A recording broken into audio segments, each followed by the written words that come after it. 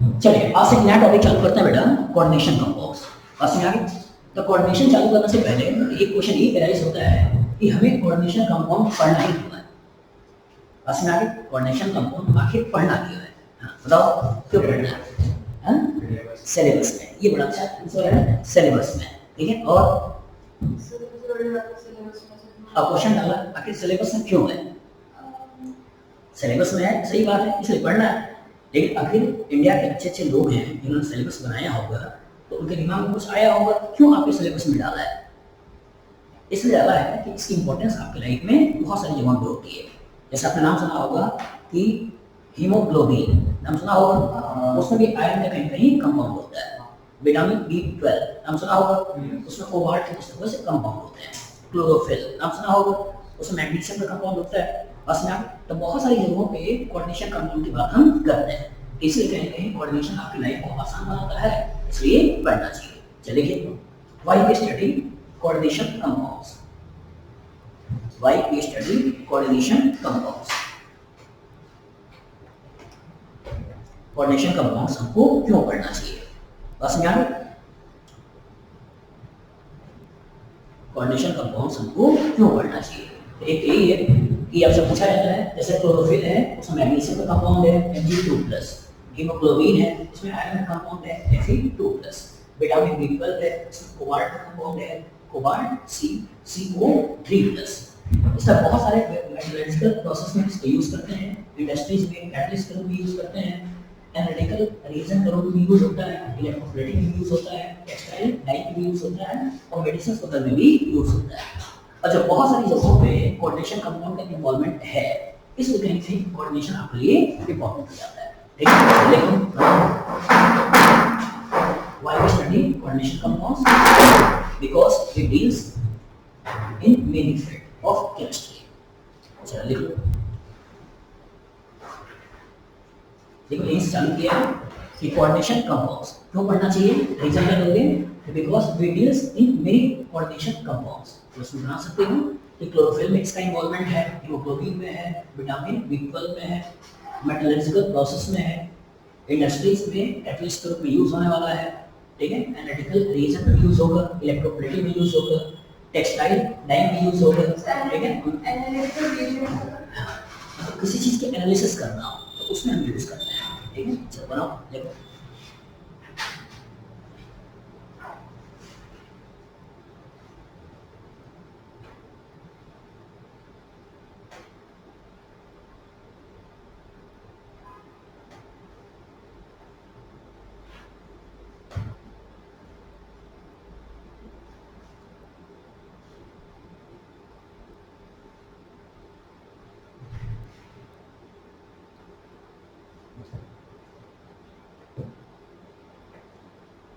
बन गया। और इसको दिखाने का एक रीजन और है, यहाँ से ऑब्जेक्टिव क्वेश्चन पूछा जाता है। ये भी पूछ सकते हैं कि क्लोरोफिल के अंदर कौन सा मेटल इन्वॉल्व है या प्रेजेंट है। कौन सा पाओगे? मैग्नीशियम। हीमोग्लोबिन में कौन सा मेटल है? आयरन है। इसी तरह से विटामिन B12 में कौन सा मेटल है? कोबाल्ट। और साथ साथ ये भी ध्यान रखिएगा कि ये कितने पॉजिटिव चार्ज में, मतलब ऑक्सीडेशन नंबर क्या है। तो याद रखना है कि Mg2+ में होता है, या आपका Fe2+ में होता है, या आपका CO3+ में होता है। बस यहाँ CO3+ में होता है। तो मैग्नीशियम 2+ में है, हीमोग्लोबिन Fe2+ में है, और विटामिन B12 में कोबाल्ट में। बस यहाँ पुराने समय में ये पूछा हुआ है कि विटामिन B12 के अंदर कौन सा मेटल प्रेजेंट है, तो क्या कहना है? कोबाल्ट। फ्यूचर ये बना दे, उसका ऑक्सीडेशन नंबर देना है, तो क्या कहना है? 3+। बना लोगे? यही सब इसमें चालू किया है कि कोऑर्डिनेशन को क्यों पढ़ना चाहिए, क्योंकि बहुत सारी जगहों पे इसका इन्वॉल्वमेंट देखने को मिलता है। याद रहेगा? चलिए, अब अगर बात करते हैं कि सॉल्ट क्या होते हैं या आयनिक सॉल्ट क्या होते हैं, तो क्या कहोगे? चलिए ऐसा सोचते हैं, अगर मान लो हम एक पीरियोडिक टेबल लेते हैं, अगर मान लो हम क्या करते हैं कि पीरियोडिक टेबल लेते हैं। ठीक है, या हमने पीरियोडिक टेबल ले लिया। इस पीरियोडिक टेबल में जो सबसे पहला एटम है, तो पहला एटम कौन सा है? हाइड्रोजन। यहाँ हाइड्रोजन ले लिया। दूसरा कौन सा है? हीलियम। यहाँ पर हीलियम ले लिया। तीसरा लिथियम। चौथा बेरिलियम। पांचवा बोरोन, छठा कार्बन, सातवां ऑक्सीजन, नाइट्रोजन, फिर ऑक्सीजन, फिर क्लोरीन, फिर नियॉन। कितना जल्दी नाप लो यार, ठीक है। चलिए, तो पहले lithium, beryllium, boron, carbon, nitrogen, oxygen, chlorine और नियॉन। इसी तरह से आपका एस ब्लॉक होगा, पी ब्लॉक होगा, डी ब्लॉक होगा और यहाँ पे कहीं ना कहीं आपका एफ ब्लॉक होगा। ये तो होता है।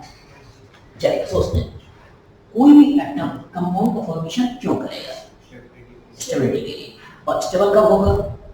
जब उसका ऑक्टेट पूरा हो जाएगा। तो यहाँ पर इसका डुएट पहले से पूरा है, यहाँ इसका ऑक्टेट पहले से पूरा है, इसलिए ये रिएक्शन करना नहीं चाहता है। लेकिन इधर से इधर देखा जाए तो क्या इनका ऑक्टेट पूरा है? नहीं, ये कहीं ना कहीं रिएक्शन करेंगे। और जब कहीं ना कहीं रिएक्शन करेंगे तो लिथियम आटम में एक इलेक्ट्रॉन है, बेरिलियम के पास 2 है, बोरोन के पास 3 है, कार्बन के पास 4 है, नाइट्रोजन के पास 5 है, ऑक्सीजन के पास 6 है और क्लोरीन के पास 7 है।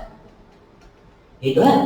और सोचिए, इससे अपना डुएट पूरा करना हो तो एक इलेक्ट्रॉन निकाल के यहाँ से यहाँ जा सकता है, ऑक्टेट पूरा करना हो तो 7 इलेक्ट्रॉन लेके यहाँ से यहाँ आ सकता है। तो संभावना क्या है? संभावना है एक इलेक्ट्रॉन को निकाल सकता है या 7 इलेक्ट्रॉन को ले सकता है। इसकी संभावना क्या है? इसकी संभावना है 2 इलेक्ट्रॉन को निकाल के वो यहाँ से यहाँ पहुंच जाएगा, या 6 इलेक्ट्रॉन को लेकर वो यहाँ से यहाँ पहुंच जाएगा। इसकी संभावना देखें तो इसकी संभावना है कि 3 इलेक्ट्रॉन को निकाल सकता है, यहाँ से यहाँ जा सकता है, और 5 इलेक्ट्रॉन को ले सकता है और यहाँ से यहाँ आ सकता है।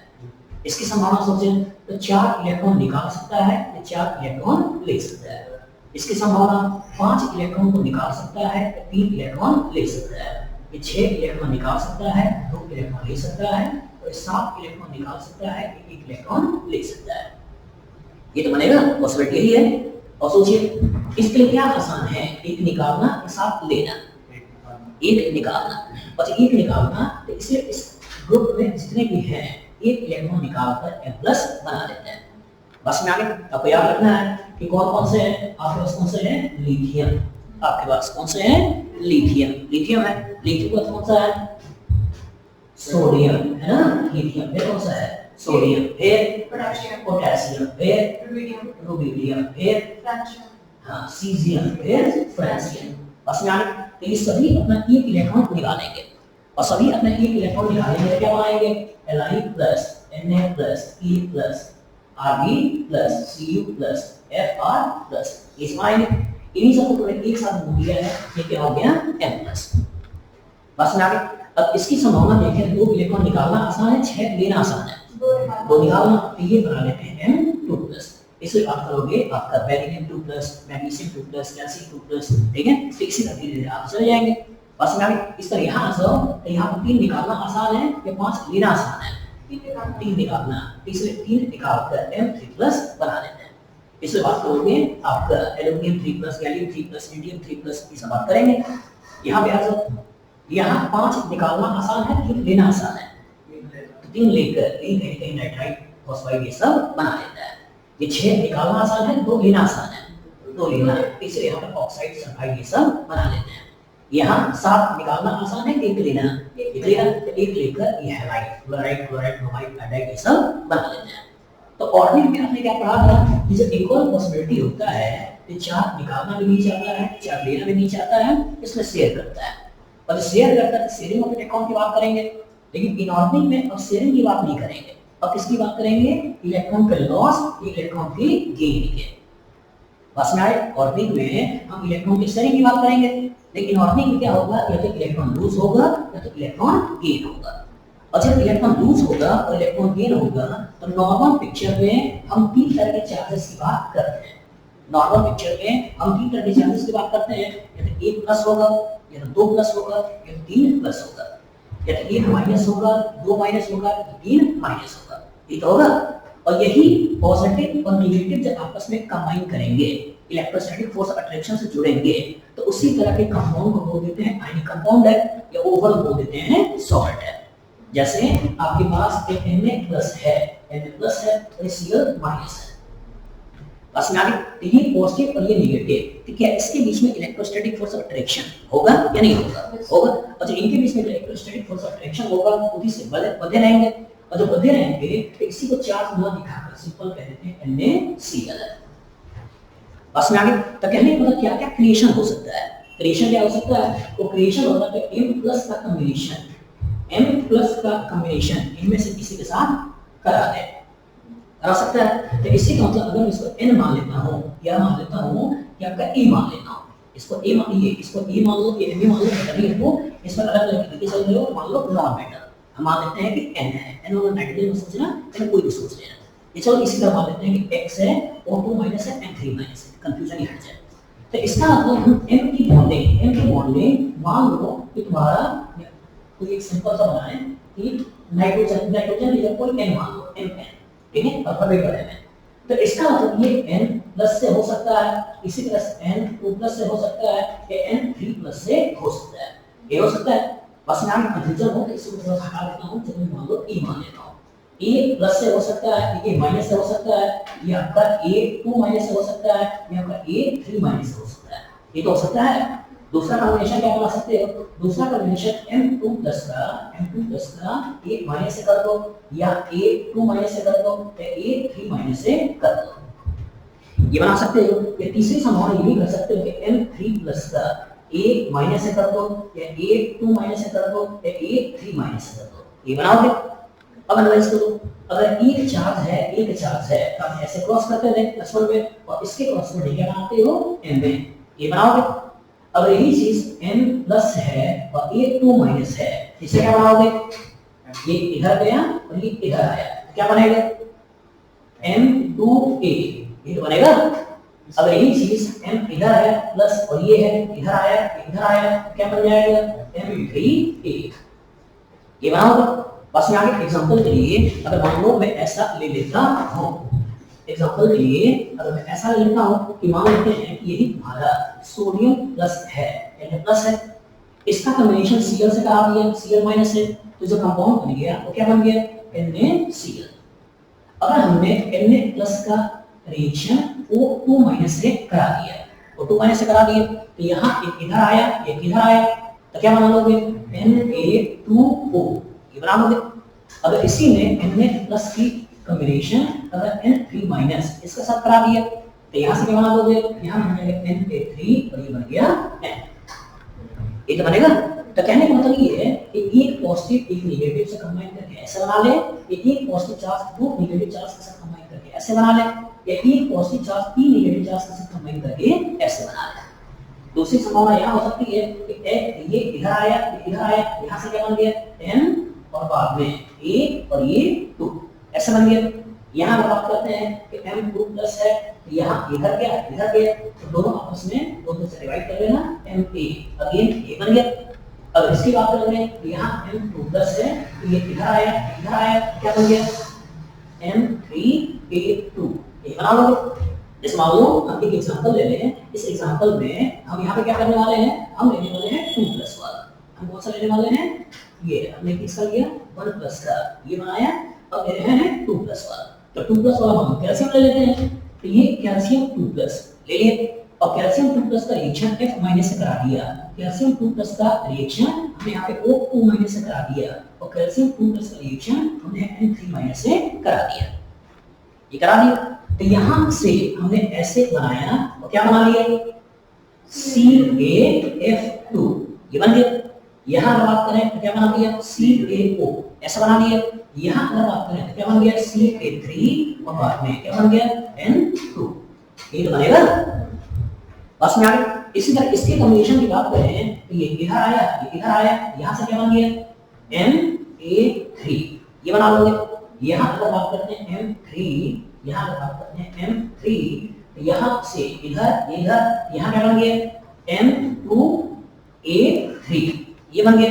अब इसकी कॉम्बिनेशन की बात करें M3 प्लस है, ये इधर आया, 3 से डिवाइड कर लेना, क्या बन गया Mn, ये बनेगा। जैसे एग्जांपल के लिए अगर मैं ले लेता हूँ Al3 प्लस ले लिया, अब Al3 प्लस का रिएक्शन हमने F माइनस से करा दिया, Al3 प्लस का रिएक्शन हमने O2 माइनस से करा दिया, और Al3 प्लस का रिएक्शन N3 माइनस से करा दिया, ये करा दिया। तो इसके कॉम्बिनेशन से जो बना क्या बन गया Al और F3, ये तो बनाओगे। इसके कॉम्बिनेशन से जो बनेगा, इसके कॉम्बिनेशन से क्या बनेगा Al2O3, ये बन गया। और इसके कॉम्बिनेशन से जो बना, इसके कॉम्बिनेशन से क्या बन गया, एयर और साथ में एन, ये बनाओगे। तो कहने का मतलब ये है कि जब एक पॉजिटिव पार्ट एक नेगेटिव पार्ट के साथ कंबाइन होता है, एक पॉजिटिव पार्ट एक कैटायन और एक एनायन आपस में कंबाइन करते हैं, कोई भी हो सकते हैं, तो इस तरह के सॉल्ट को जो नाम देते हैं वो क्या है, सिंपल सॉल्ट। एक पॉजिटिव, कोई भी पॉजिटिव हो सकता है, सोडियम, पोटेशियम, लिथियम, सीजीएम, कुछ भी हो सकता है। तो कोई भी अगर एक पॉजिटिव पार्ट एक नेगेटिव पार्ट के साथ कंबाइन करता है, तो इस तरह के कंपाउंड को जो बोलते हैं वो क्या बोलते हैं, सिंपल सॉल्ट। तो सिंपल सॉल्ट इन जनरल 9 तरीके के हो सकते हैं, बस में आगे 9 तरीके के हो सकते हैं। इनमें से खासकर ये वाला M+ से A+, मतलब MN या यूं कहें कि MA, हमने हमारे टर्म्स में MA एक यहाँ भी है, MA एक यहाँ भी है और MA एक यहाँ भी है। बस में आगे ये थोड़ा सा जरूर कंफ्यूज करता है और अदरवाइज देखा जाए तो बाकी सब में डिफरेंस आता है। बस में आगे तो वैलेंसी से क्लियर हो जाता है कि ये मोनोवैलेंट था या डाइवैलेंट था या ट्राइवैलेंट था। बस में आगे लेकिन इन जनरल बात करें तो 9 केसेस सिंपल सॉल्ट के बनते हैं। ये तो बनेगा, चलिए तो सिंपल सॉल्ट इसमें लिखिए, फिर आइए simple salts are those salts, simple salts are those salts, simple salts are those salts which are formed by, simple salts are those salts which are formed by attachment of one cation and one anionic part, one cation and one anionic part, one cation and one anionic part, याद रहेगा। Example इनको बना लो, example इनको बना लो।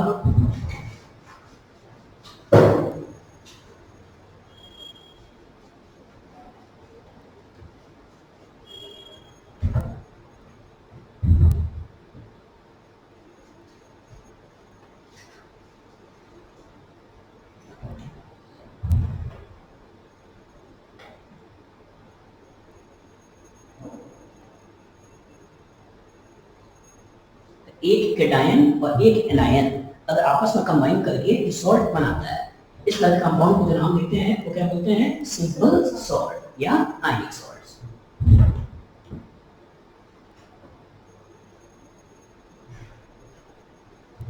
फिर से बोल रहा हूं, एक कैटायन और एक एनायन अगर आपस में रिएक्शन करके जो कंपाउंड बनाए उसी को आपने बोल दिया सिंपल सॉल्ट।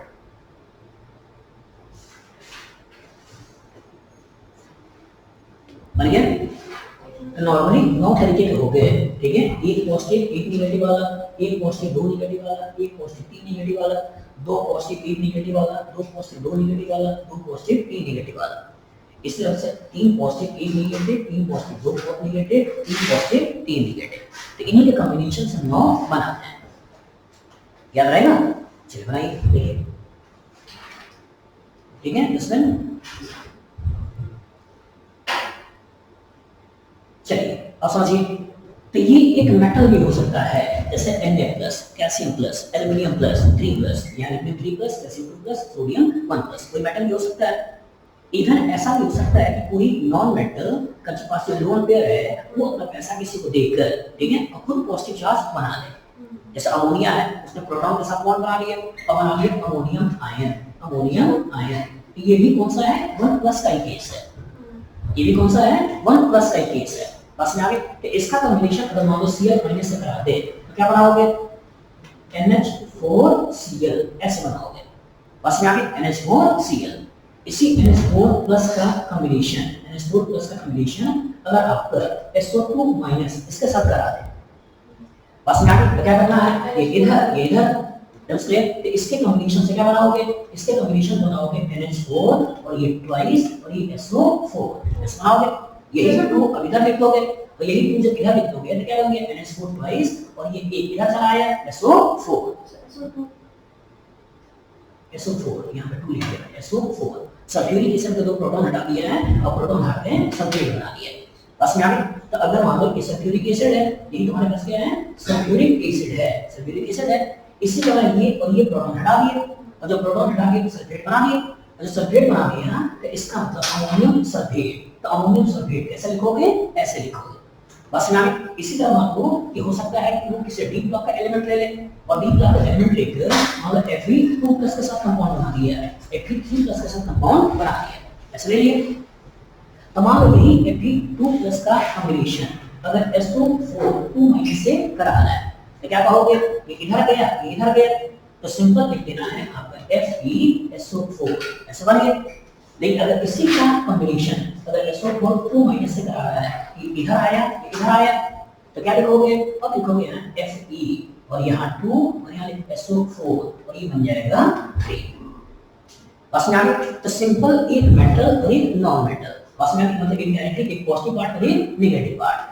तो इसका 3 इधर आ गया, इसका 2 इधर आ गया, तो 2 इधर आ गया और इसका जो 3 है वो इधर आ गया। बस में आगे तो ये कहीं ना कहीं बैलेंसिंग एक्ट प्रॉपर तरीके से बचपन में हमने देखा होगा।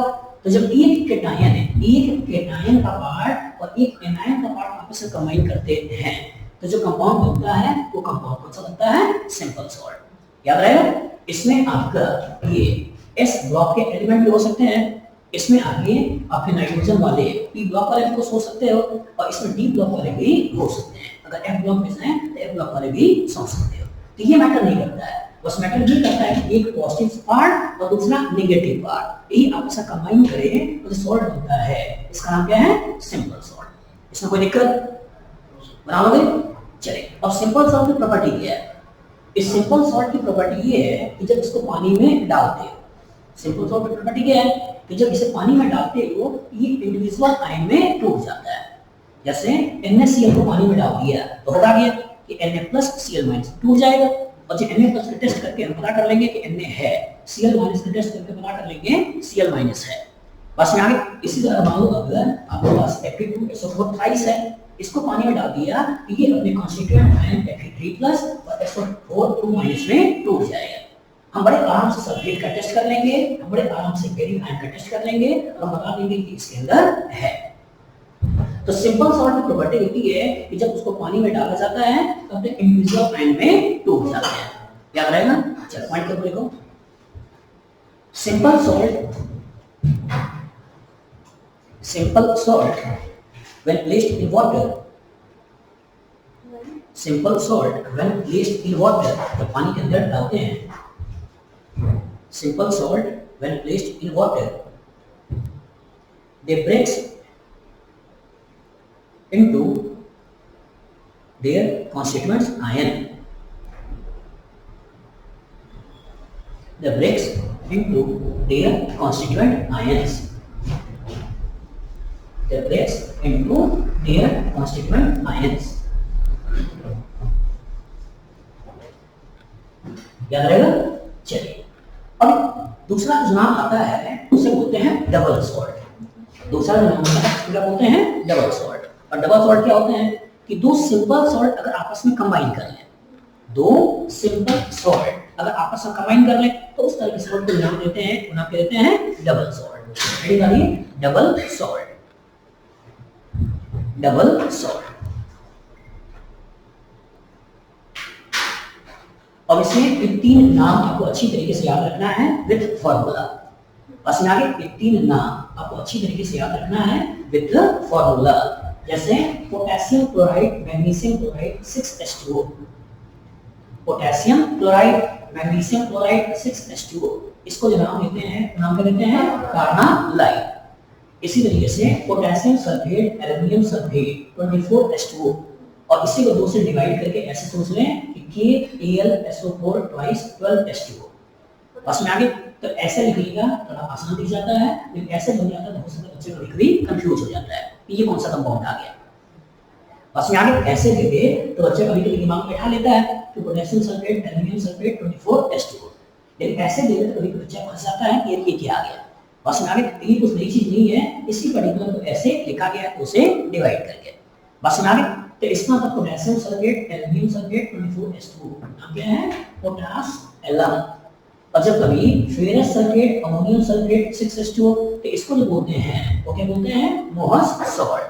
तो 3 नाम आपको अच्छी तरीके से याद रखना है। पहला कौन सा है, कार्नालाइट, दूसरा कौन सा है, पोटास एलम, और तीसरा कौन सा है, मोहस सॉल्ट। बस में आगे इसको नाम क्या दिया है, double salt.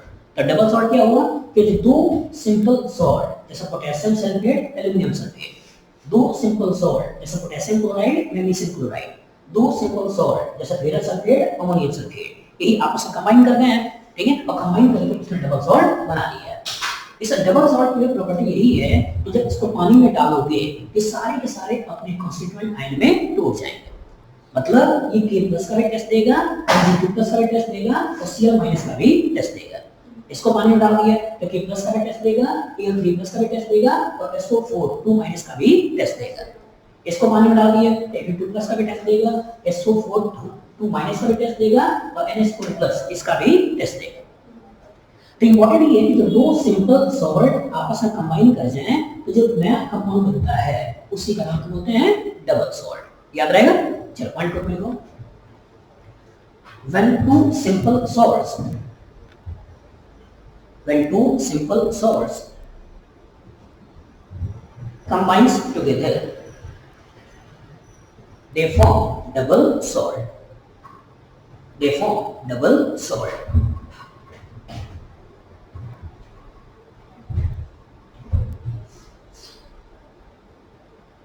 Next point, double salts also give test of constituent ions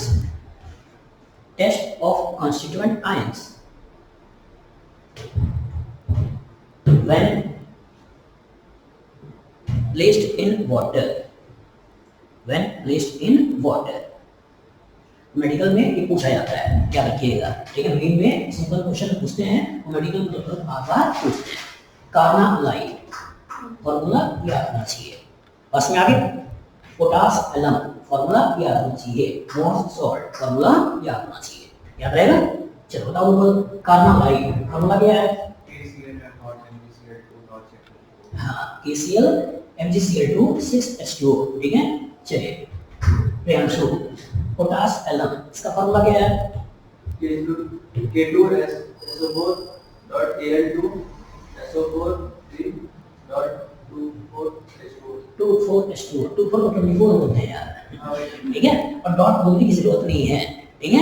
ये क्या है? Potassium sulphate, aluminium sulphate 24H2O। याद रहेगा? चलिए मोहस सॉल्ट ये क्या है?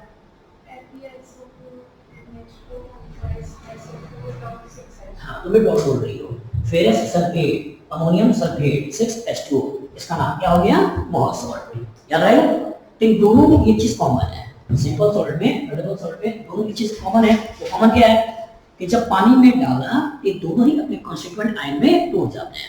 जैसे मान लो सिंपल सॉल्ट क्यों लिखना है, पानी में डाला K+Cl- में टूट गया। डबल सॉल्ट ये और ये दोनों का मिक्सचर है, कंपाउंड है, कॉम्बिनेशन है, तो इसको पानी में डाला K+Mg2+Cl- में टूट गया। बस में आगे। लेकिन अब ऐसा भी देखा गया है कि दो सिंपल सॉल्ट आपस में कंबाइन करके जो नया सॉल्ट बनाया है और उसे पानी में डाला तो वो अपने इंडिविजुअल आयन में नहीं टूटता है। बस में आगे। तो कुछ खतरनाक आया है नहीं आया? बस में आगे। ये दो सिंपल सॉल्ट आपस में कंबाइन करके जो नया सॉल्ट बनाया तीसरा वाला, और उसको देखा कि वो अपने कॉन्स्टिट्यूएंट आयन में नहीं टूट रहा है, और जब वो अपने कॉन्स्टिट्यूएंट आयन में नहीं टूट रहा है तो क्या ये नाम ही उसे देना चाहिए या कुछ अलग देना चाहिए? कुछ अलग देना चाहिए। तो उसी को बोल दिया है कॉम्प्लेक्स सॉल्ट या उसी को बोल दिया है कोऑर्डिनेशन कंपाउंड्स। बस में आगे। जैसे अगर मैं बात करता हूं हम क्या लेंगे? KCl और साथ में FeCl2 ये ले लिया। KCl मतलब पोटेशियम साइनाइड और फेरस साइनाइड ये ले लिया, और पोटेशियम साइनाइड फेरस साइनाइड का रिएक्शन करके ये जो पर्टिकुलर कंपाउंड बनाया K4FeCl6 ये बनाया। तो हमने क्या देखा? ये जो पर्टिकुलर कंपाउंड है वो Cl- का टेस्ट नहीं देता है। ये जो पर्टिकुलर कंपाउंड है क्या है? Cl- का टेस्ट नहीं देता है। तो क्वेश्चन आया कि यार ये कैसे आ गया, और अगर आ गया तो इसकी बॉन्डिंग को कैसे समझाएं? Double clear. उसी तरह मान लो ये है कि जब कॉपर सल्फेट अमोनिया के साथ रिएक्शन कराते हैं तो कॉम्बिनेशन करके किस तरह का कंपाउंड बना लेता है। जब हम देखते हैं कि Cu2+ का टेस्ट नहीं देता है। बस में तो जो Cu2+ का टेस्ट नहीं देता है तो आखिर इसको कैसे समझाएं कि कैसे ये कनेक्टेड है। बस में आगे। इसी तरीके से जो AgCl का रिएक्शन KCl के साथ कराया और KCl के साथ रिएक्शन कराकर जो कंपाउंड बनाया उसमें देखते हैं ये जो पर्टिकुलर कंपाउंड है Ag+ का टेस्ट नहीं देता है, बस यहाँ और Ag+ का टेस्ट नहीं देता है, इसे कैसे समझाएं, इस कॉम्बिनेशन को कैसे समझाएं, बस यहाँ तो इसी को अल्क नाम दे दिया, वो नाम क्या दे दिया, कॉम्प्लेक्स सॉल्ट या कोऑर्डिनेशन कंपाउंड्स। याद रहेगा? चलिए 1 2 3 हेडिंग डालो, कॉम्प्लेक्स सॉल्ट और कोऑर्डिनेशन कंपाउंड्स, कॉम्प्लेक्स सॉल्ट और coordination compounds.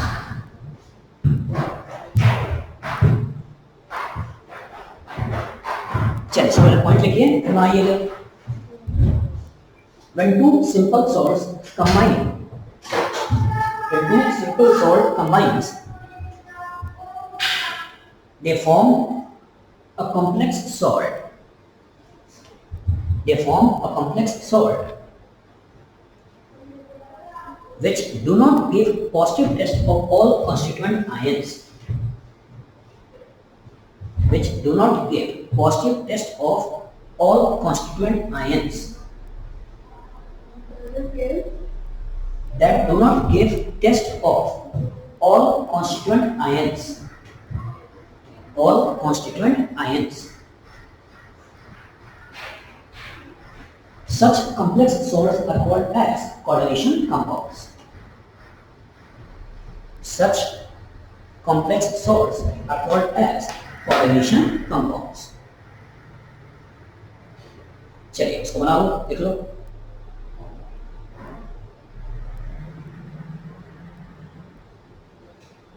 Such complex salts are called as coordination compounds.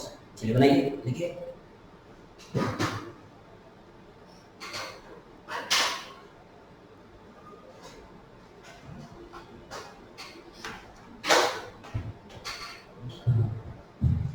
Potassium cyanide का रिएक्शन फेरस साइनाइड के साथ कराया तो क्या बनाया, K4 इसी तरह से तो कॉपर सल्फेट का रिएक्शन अमोनिया के साथ कराया तो यहाँ से क्या बनाया, CuNH3 4SO4 और जब AgCN का रिएक्शन KC के साथ कराया तो क्या बनाया, KAgCN ट्वाइस। इस तरह के कंपाउंड को जो नाम दिया है, तो नाम क्या दिया है, complex compounds. Complex compounds.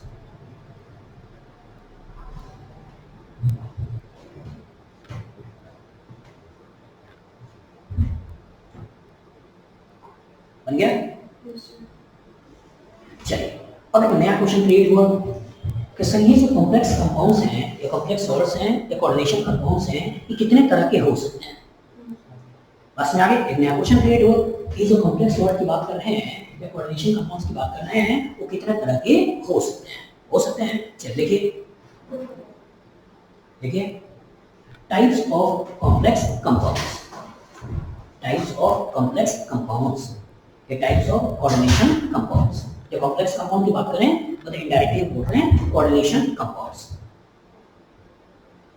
Types of complex compounds, याद रहेगा ये types of coordination compounds.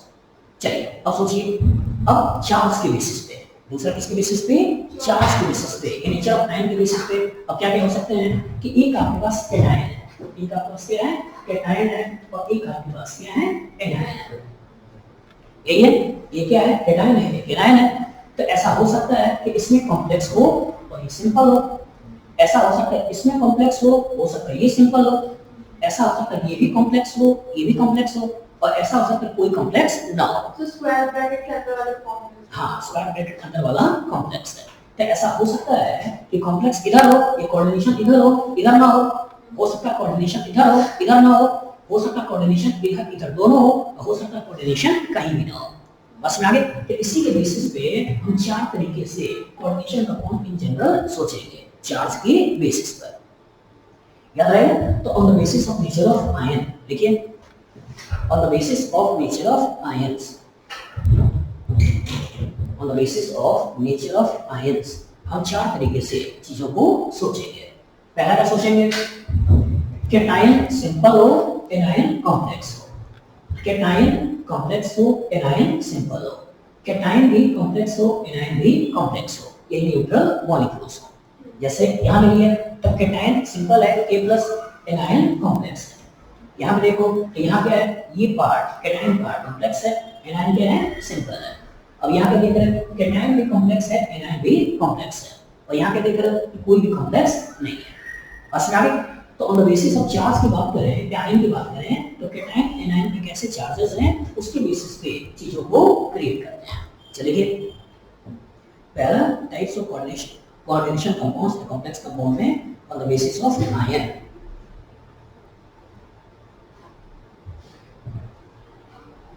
On the basis of ion,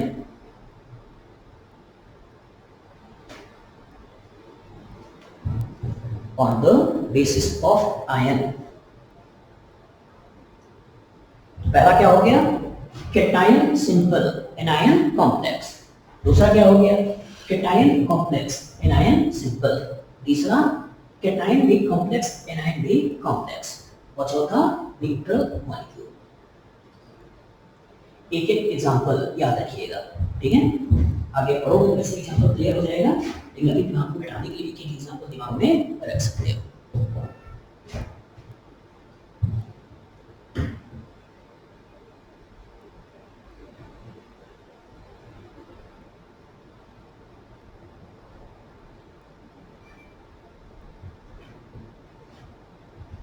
याद रहेगा। पहला मैंने क्या बोला, पहला मैंने बोला कैटायन सिंपल हो एनायन कॉम्प्लेक्स हो, कैटायन सिंपल हो एनायन कॉम्प्लेक्स हो। दूसरा मैंने क्या बोला कैटायन कॉम्प्लेक्स हो एनायन सिंपल हो, कैटायन कॉम्प्लेक्स हो एनायन सिंपल हो। तीसरा मैंने क्या बोला कैटायन भी कॉम्प्लेक्स हो एनायन भी कॉम्प्लेक्स हो, कैटायन भी कॉम्प्लेक्स है एनायन भी कॉम्प्लेक्स है। और चौथा मैंने क्या बोला न्यूट्रल मॉलिक्यूल हो। समझ आया ना। So जब भी कॉम्प्लेक्स कॉम्प्लेक्स हो तो पॉजिटिव फॉर्म्स और नेगेटिव हमेशा कैटायन पहले लिखते हैं एनायन बाद में लिखते हैं, जैसे NaCl KCl कैटायन हमेशा पोस्ट पहले एनायन हमेशा बाद में। जितने भी तुम आयनिक कंपाउंड देखोगे किसी का भी हो सिंपल हो कॉम्प्लेक्स हो कहीं भी हो, कैटायन हमेशा पहले होता है एनायन हमेशा बाद में होता है। याद रहेगा। चलिए अब दिमाग बिठाइए। अब ये कोऑर्डिनेशन कंपाउंड्स के अंदर जो ये सेंट्रल मेटल एटम को इलेक्ट्रॉन देते हैं ये बोलते हैं लिगेंड है। आगे आप दिखाएंगे तो लिगेंड के नेचर के बेसिस पे भी हम कॉम्प्लेक्स कंपाउंड को कैटेगराइज करते हैं। बस में आगे चलिए दूसरा लिखिए on the basis of kind of ligands, on the basis of kind of ligand, on the basis of kind of ligands। Term आपसे पूछा जाता है जब भी मैं आपको बताने वाला हूं। चलिए ध्यान से सुनिएगा। अगर कॉम्प्लेक्स कंपाउंड में एक ही लिगेंड हमें दिखाई देता है, कॉम्प्लेक्स कंपाउंड में अगर एक ही लिगेंड दिखाई देता है उसको बोलते हैं होमोलैप्टिक। क्या बोलते हैं होमोलैप्टिक। लेकिन अगर कंपाउंड में एक से ज्यादा लिगेंड दिखाई देता है अलग अलग तो इस तरह के कंपाउंड को बोलते हैं हेटेरोलैप्टिक। बस में आगे जैसे मान लो ऐसे बात करते हैं CrNH3 3+ केवल एक ही है, कौन सा है अमोनिया। दूसरा FeCN6 3- केवल कौन सा है Cn। यहाँ PdCl4 2- केवल कौन सा है Cl। यहाँ कौन सा है HgI4 2- तो कौन सा है I माइनस ग्रुप में। लेकिन इसकी बात कर रहे हैं कि इसमें क्या देख रहे हैं इथाइलिन डाइअमीन भी है और ये क्लोराइड भी है। हम क्या देख रहे हैं कि पानी भी है और साथ में आपका ऑक्सीलेट आयन भी है। बस यहाँ पे एक से ज्यादा अगर लिगेंड दिखाई दे, एक से ज्यादा अगर लिगेंड दिखाई दे तो इस तरह के कोऑर्डिनेशन कंपाउंड क्या बोलते हैं हेटेरोलैप्टिक। बस यहाँ पे लेकिन अगर एक ही कोऑर्डिनेशन एक ही तुम्हारा ये लिगेंड्स दिखाई दे तो इस तरह के कंपाउंड को क्या बोलते हैं होमोलैप्टिक। याद रहेगा। चलिए पहले पॉइंट को लिखो on the basis of kind of ligand present में लिखो on the basis of kind of ligands, on the basis of kind of ligands present, on the basis of kind of ligands present, coordination compounds are of two types. Coordination compounds are of two types. पहला homolaptic, पहला homolaptic, पहला कौन सा हो गया homolaptic। याद रहे। और इसमें क्या बोल रहा हूं, इसमें ये बोल रहा हूं कि जो लिगेंड है ये लिगेंड केवल एक ही होगा। बस में आगे चलिए पहला होमोलैप्टिक। इसमें लिखो here metals are surrounded by only one type of ligands। Here metals are surrounded by only one type of ligands. Here metals are surrounded by only one type of ligands. Metals are surrounded by only one type of ligands. Example, इसको बना लो.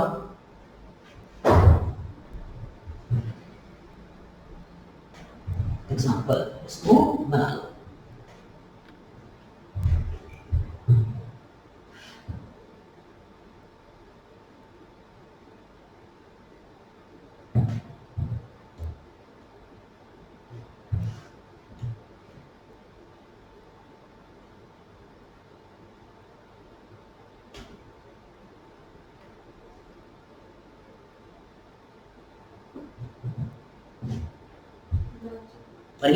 चल दूसरा heading डालो heteroleptic. दूसरा heading क्या डालना है? Heteroleptic. दूसरा हेट्रोलेप्टिक. चलिए सर लिखिए. इन these coordination compounds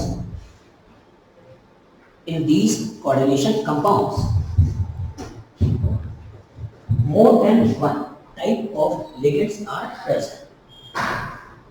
In these coordination compounds, more than one types of ligands are present. In these coordination compounds, more than one types of ligands are present. याद रहेगा? Example इसको बना लो. COEN2Cl 2 यहाँ 1+, और दूसरा FeS2 4 times C2O4 यहाँ ऊपर 1+. C2O4 यह क्या? ऑक्सीडेट आयन है. आगे हम लोग देखेंगे. और EN ये क्या है? Ethyl डाइअमीन. NH2 CH2 CH2 NH2. चलो बनाओ. देखो याद रहेगा? तो फिर से बोल रहा है अगर कोऑर्डिनेशन कंपाउंड में केवल एक ही तरह का लिगेंड मौजूद है, अगर कोऑर्डिनेशन कंपाउंड में केवल एक ही तरह का लिगेंड मौजूद है, इस तरह के कोऑर्डिनेशन कंपाउंड को नाम क्या देना है? होमोलैक्टिक. और अगर कोऑर्डिनेशन कंपाउंड में एक से ज्यादा तरह का लिगेंड मौजूद है, तो इस तरह का जो नाम देते हैं वो नाम क्या देते हैं? हेट्रोलेप्टिक. बोर्ड वाले जो भी हैं वो दिमाग में रखिएगा, ये टर्म्स आपसे पूछा जाता है. बस ना कि होमोलैक्टिक कंपाउंड्स क्या होते हैं, हेट्रोलैप्टिक कंपाउंड क्या होते हैं. याद रहेगा? चलिए अब सोचिए, जो लिगेंड एक से ज्यादा हो सकता है, तो मेटल भी एक से ज्यादा हो सकता है. बस में आगे, जो लिगेंड एक से ज्यादा हो सकता है, एक हो सकता है, तो मेटल भी एक से ज्यादा एक हो सकता है. ठीक है. चलिए तीसरा लिखिए. On the basis of metal present in complex. On the basis of metals present in a complex.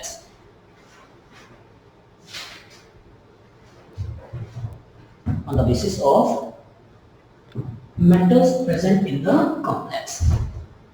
चलिए अब ये क्या हो सकता है? ऐसा हो सकता है कंपाउंड के अंदर केवल एक ही मेटल हो, और जो केवल एक ही मेटल हो इसको बोलते हैं होमोन्यूक्लियर, और जो एक से ज्यादा मेटल हो उसको बोलते हैं पॉलीन्यूक्लियर. बस में आगे दो टर्म और आ रहे हैं. एक टर्म कौन सा आ रहा है? होमोन्यूक्लियर, जिसमें मेटल केवल एक ही है. मेटल केवल एक ही है. बस में आगे. और दूसरा क्या है? पॉलीन्यूक्लियर, इसमें मेटल एक से ज्यादा है. ये दोनों सेम भी हो सकते हैं और ये दोनों डिफरेंट भी हो सकते हैं. बस में आगे. तो ऐसा कोऑर्डिनेशन कंपाउंड जिसमें एक ही सेंट्रल मेटल एटम है, तो इस तरह के कंपाउंड को क्या बोलना है? होमोन्यूक्लियर. लेकिन ऐसा कोऑर्डिनेशन कंपाउंड जिसमें एक से ज्यादा सेंट्रल मेटल एटम मौजूद है, तो इस तरह कंपाउंड को क्या बोलना है? हाँ, पॉलीन्यूक्लियर. चलिए पॉइंट को लिखिए. तीसरा, on the basis of metal present in a complex. देखो, on the basis of metal present in a complex, on the basis of metals present in a complex, on the basis of metal present in a complex, coordination compounds are of two types. Coordination compounds are of two types. याद रहेगा? पहला homonuclear. पहला कौन सा है? Homonuclear. चलिए इसमें लिखिए definition. They are those coordination compounds, they are those coordination compounds in which they are those coordination compounds in which there are only one central metal atom, in which there are only one central metal atom. Example, इन चारों को बनाओ। Example, इन चारों को बना लो। जब केवल एक ही central metal atom मौजूद हो तो इस तरह के कंपाउंड को क्या बोलना है? होमोन्यूक्लियर। होमोन्यूक्लियर।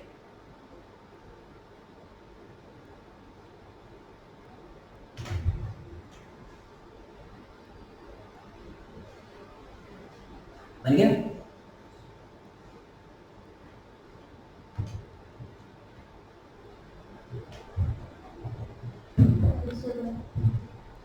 और दूसरा आइटम करिए पॉलीन्यूक्लियर। दूसरा आइटम पॉलीन्यूक्लियर। चलिए समझिए, polynuclear compounds are those compounds, polynuclear compounds are those compounds, polynuclear compounds are those compounds in which there are more than one central metal atoms, in which there are more than one central metal atoms.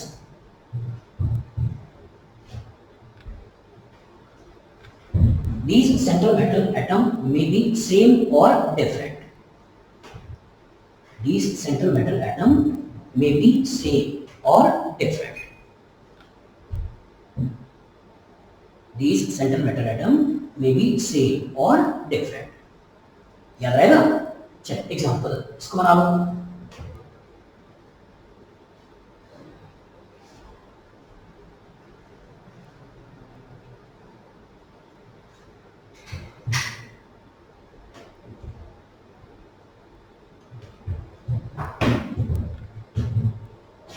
जब एक से ज्यादा central metal atom मौजूद हो तो इस तरह compound बोलना है पॉलीन्यूक्लियर।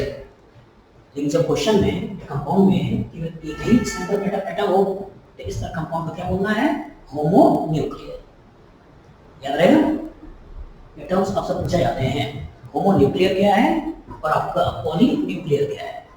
होमोलैप्टिक क्या है और आपका हेट्रोलैप्टिक क्या है? याद रहेगा? चलिए बनाइए, देखिए।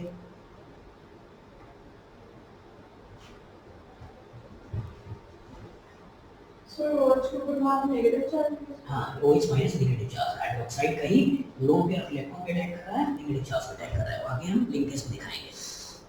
मतलब OH माइनस दिखाने का मकसद है कि यहाँ हाइड्रोक्साइड है, ठीक है? हाइड्रोक्साइड ने बॉन्ड बना रखा है। तो वहाँ पे OH माइनस। हाँ, यहाँ पे हाइड्रोक्साइड ही है, इसने बॉन्ड बना रखा है।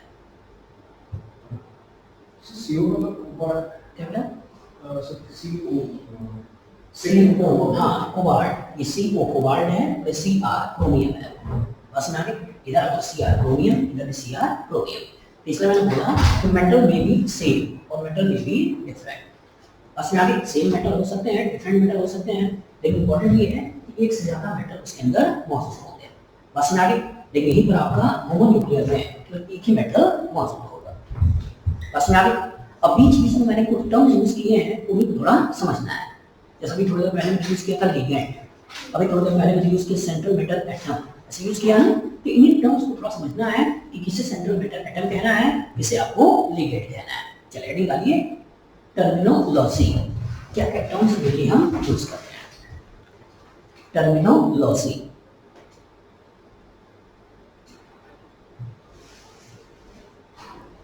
बस ना, जैसे मान लो हमने ऐसा एक कंपाउंड ले लिया K4 और यहाँ लिखिए FeCN6, ऐसे मान लो ले लिया, ऐसे ले लिया। तो जब ऐसे ले लिया, ये सब पर्टिकुलर पार्ट है कैटायन वाला, जो पानी में डालने से आयनाइज हो गया, तो इसे बोलते हैं आयनाइजेशन स्फीयर। इसके क्या बोलते हैं आयनाइजेशन स्फीयर। लिखना नहीं है, थोड़ा सा लिख लीजिए। जो आयन के रूप में निकल जाए उसे बोलते हैं क्या है आयनाइजेशन स्फीयर। और एक जिसके अंदर कोऑर्डिनेशन कंपाउंड्स वाला पार्ट मौजूद होता है इसे क्या बोलते हैं कोऑर्डिनेशन स्फीयर। एक जो आयंस के रूप में टूट के निकल जाए उसे क्या बोलना है आयनाइजेशन स्फीयर। और एक जिसमें कोऑर्डिनेशन कंपाउंड्स वाला पार्ट मौजूद होता है उसे क्या बोलते हैं कोऑर्डिनेशन स्फीयर।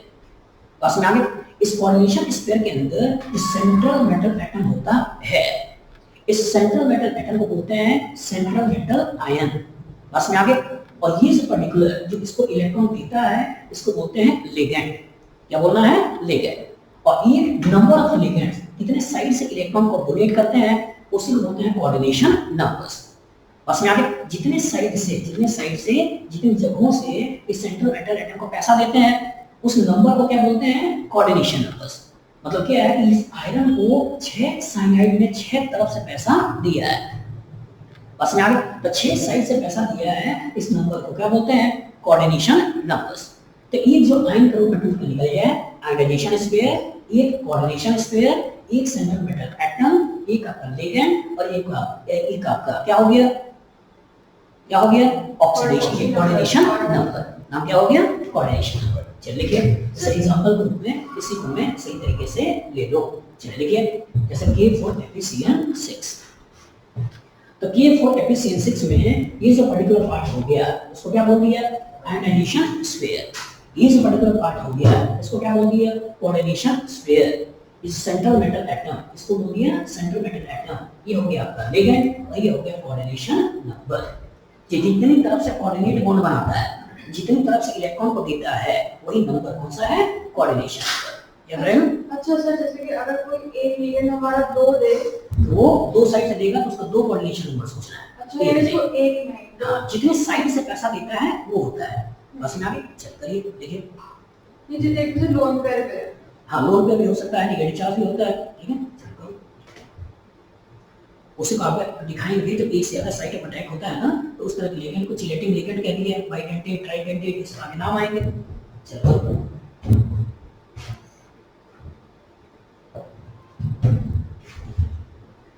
तो फिर से बोल रहा हूँ जो आयन के रूप में टूट जाए उसका नाम क्या हो गया आयनाइजेशन स्फीयर। ठीक है जो कोऑर्डिनेशन कंपाउंड्स वाला सेगमेंट है उसे क्या बोलते हैं कोऑर्डिनेशन स्फीयर। जिससे जो सेंट्रल मेटल एटम सिस्टम में मौजूद होता है उसको सिंपली बोलते हैं central metal atom central metal ion. और यहाँ क्या हो गया जो इसे पैसा दे रहा है उसको बोलते हैं लिगेंड और जितनी तरफ से पैसा दे रहा है उस नंबर को बोलते हैं कोऑर्डिनेशन नंबर्स। याद रहेगा। चलिए बनाइए देखिए बन गया। चलिए अब सोचिए अगर मान लो इस सेंट्रल मेटल एटम को 6 तरफ से पैसा मिल रहा है तो क्या उसको कुछ सेप होगा या नहीं होगा। जैसे मान लो कि ये है मान लो कोई मेटल है और कोई 2 लोग इसको पैसा दे रहे हैं तो इधर से एक मान लो CM पैसा दे रहा है और इधर से मान लो एक CM पैसा दे रहा है ऐसा कुछ कंपाउंड बना है। तो क्या एक कोई सेप बना या नहीं बना यहाँ इधर कितना हो गया ऐसे तो शेप कौन सा बन गया लीनियर ऐसा बन गया। इसी तरीके से मान लो कोई सेंट्रल मेटल एटम है इसको 3 तरफ से पैसे मिल रहा है 3 तरफ से पैसे मिल रहे हैं तो क्या इसका कुछ शेप बना या नहीं बना ये कौन सा शेप बन गया ट्रायंगुलर प्लैनर। कौन सा बन गया ट्रायंगुलर प्लैनर। तो ये जो पर्टिकुलर शेप बनते हैं उन्हीं को बोलते हैं आपका कोऑर्डिनेशन पॉलीहेड्रा। चलिए हेडिंग डालिए shape of coordination polyhedra. Shape of coordination polyhedra. Shape of coordination polyhedra.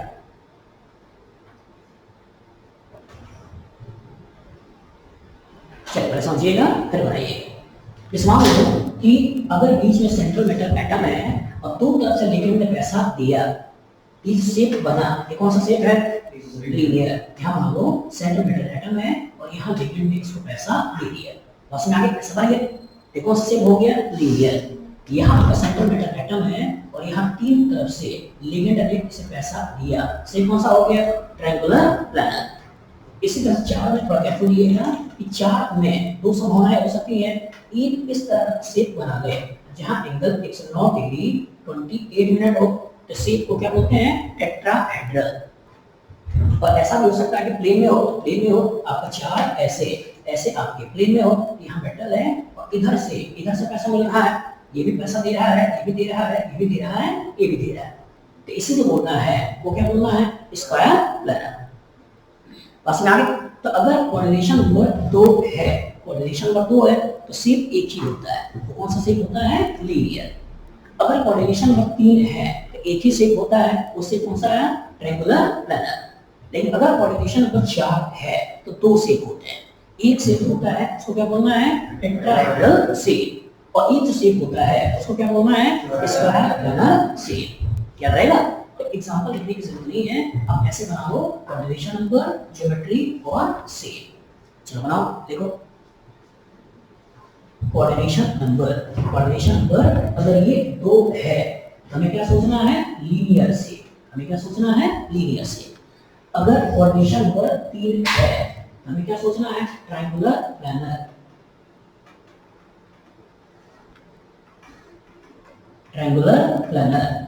अगर कोऑर्डिनेशन नंबर 4 है, कोऑर्डिनेशन नंबर 4 है तो दो तरह के शेप की बात करेंगे। एक शेप की बात करेंगे टेट्राहेड्रल शेप और एक शेप की बात करेंगे स्क्वायर प्लानर शेप। एक टेट्राहेड्रल शेप और दूसरा आपका स्क्वायर प्लानर शेप। चलिए बनाइए, देखिए यहाँ एंगल आपका क्या सोचना है? 90 डिग्री। यहाँ क्या सोचना है? 120 डिग्री। यहाँ क्या सोचना है? 180 डिग्री। चलिए बनाइए।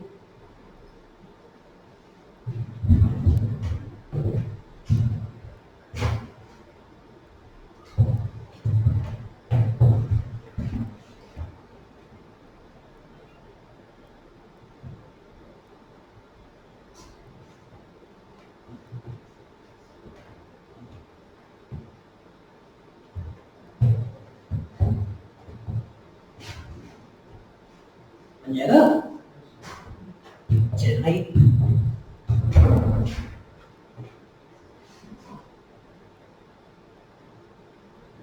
एग्जाम्पल्स वगैरह हम लोग बाद में देखेंगे, अभी केवल ये कि कोऑर्डिनेशन पर 2 है तो शेप आने वाला है, तो शेप कौन सा है? लीनियर। कोऑर्डिनेशन पर 3 है तो शेप आने वाला है ट्रायंगुलर प्लानर। कोऑर्डिनेशन नंबर 4 है, शेप कौन सा आने वाला है? टेट्राहेड्रल। कोऑर्डिनेशन नंबर 4 में दूसरा शेप जो आने वाला है वो कौन सा है? Square planar. याद रहेगा? बिठा दें? चलो करो।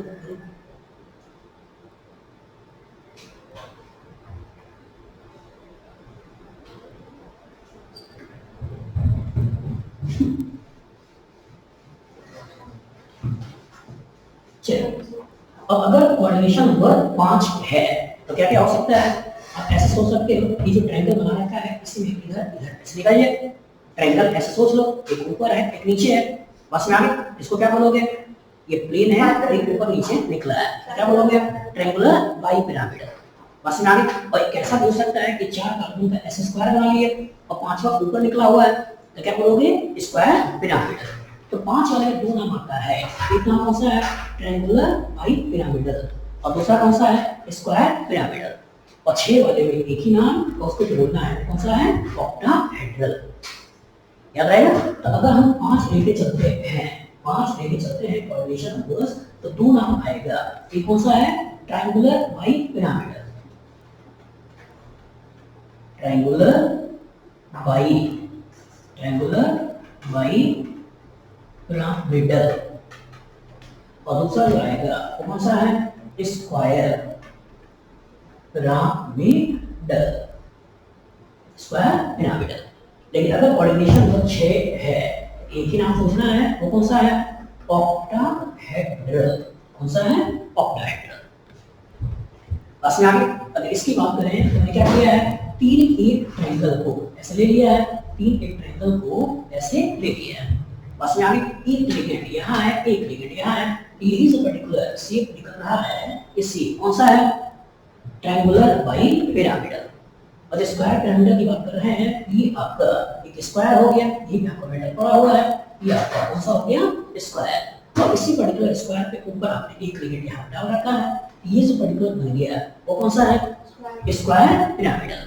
और इसी में एक नीचे और लगाते हैं, इसी में एक नीचे और लगाते हैं और लगा दें, तो यही जो शेप बन जाता है ये शेप कौन सा है?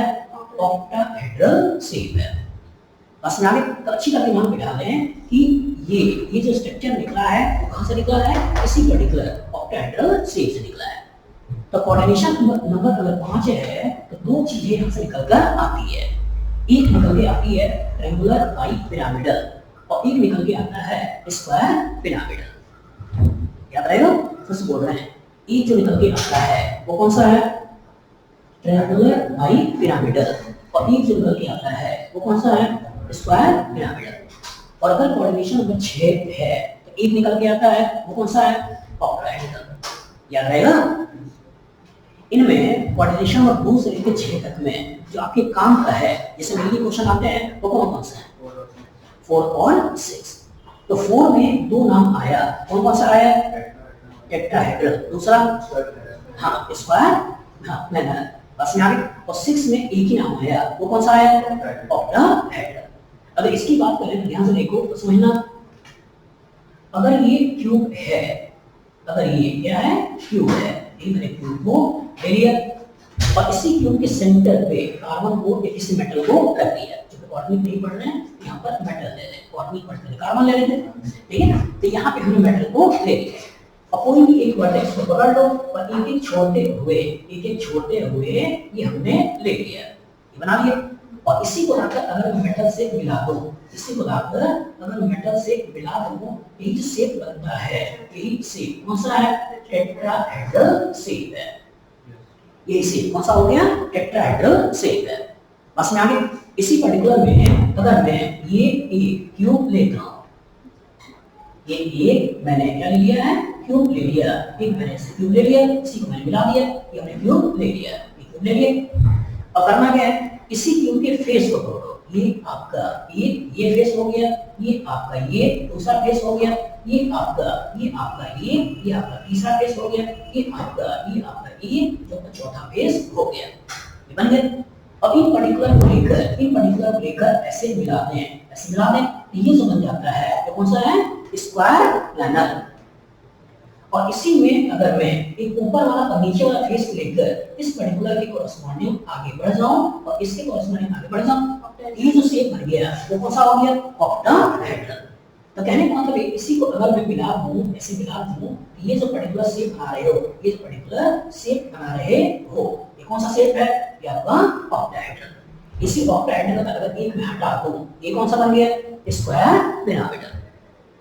बस में आगे क्यूब से ही डेराइव होते हैं, टेट्राहेड्रल भी क्यूब से डेराइव होते हैं, आपका स्क्वायर प्लेनर भी क्यूब से डेराइव होते हैं, आपका स्क्वायर पिरामिडल भी और क्यूब से डेराइव होते हैं, आपका ऑक्टाहेड्रल भी।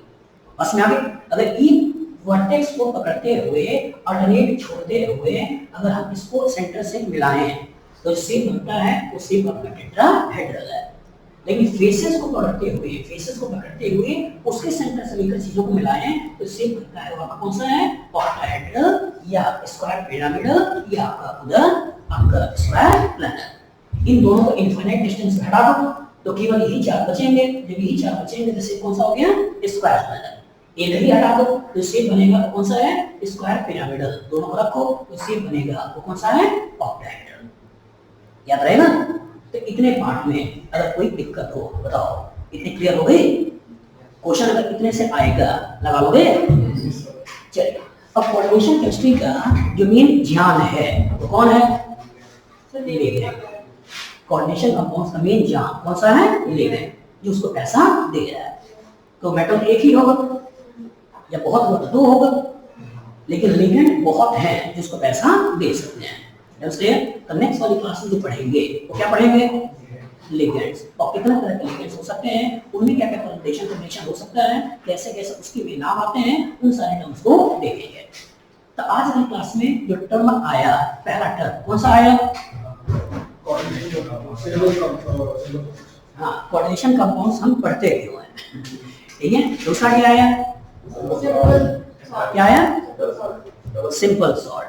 पहले जो हेडिंग दिमाग में रखो, बाकी सब तो बनाते रहोगे।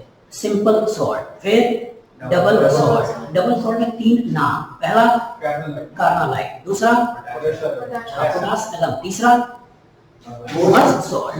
क्या है? तीनों का नाम फार्मूला याद होना चाहिए। फिर आया कॉम्प्लेक्स, और जो कॉम्प्लेक्स आया तो कॉम्प्लेक्स में आयन के बेसिस पे कैटेगरी की है, पॉजिटिव नेगेटिव के बेसिस पे कैटेगरी की है। फिर हमने क्या किया कि लिगेंड के बेसिस पे कैटेगरी की है कि एक तरह का लिगेंड हो सकता है, एक से ज्यादा तरह का लिगेंड हो सकता है। फिर हमने मेटल के बेसिस पे कैटेगरी की है कि एक ही मेटल हो सकता है, एक से ज्यादा मेटल हो सकता है। तो यही कैटेगरी और वही नाम आपको प्रॉपर तरीके से दिमाग में बैठाना है। बस में आगे अब नेक्स्ट वाली क्लास में इसी पर्टिकुलर लिगेंड को चेंज करते हुए अलग अलग उसका नाम और अलग अलग चीजों को हम देखने वाले हैं। बस में आगे तो पहले लिगेंड को देखेंगे, फिर क्या देखेंगे, एक जो इससे बहुत ही सिंपल सा क्वेश्चन आता है और ऐसा देखा गया कि हर बार आता है, वो क्या है, आईयूएसी नोमेनक्लेचर। मतलब ऑर्गेनिक में नोमेनक्लेचर तो आता ही आता है, इस कोऑर्डिनेशन कंपाउंड का नोमेनक्लेचर भी आपसे पूछे जाते हैं, तो लगभग हर बार पूछा जाता है। और सबसे अच्छी बात क्या है, बहुत सिंपल है। सबसे अच्छी बात क्या है, बहुत सिंपल है। देखने में बड़ा भयानक लगता है लेकिन नोमेनक्लेचर बहुत सिंपल है। बस में आगे और अगर थोड़ा सा वक्त देते हो कि 4 नंबर आपको मिलते ही मिलते हैं। इसलिए प्रॉपर तरीके से क्लास करिए, कोशिश यही होगी कि प्रॉपर तरीके से आपको हम सिखाते हैं। समझ में आ गया होगा?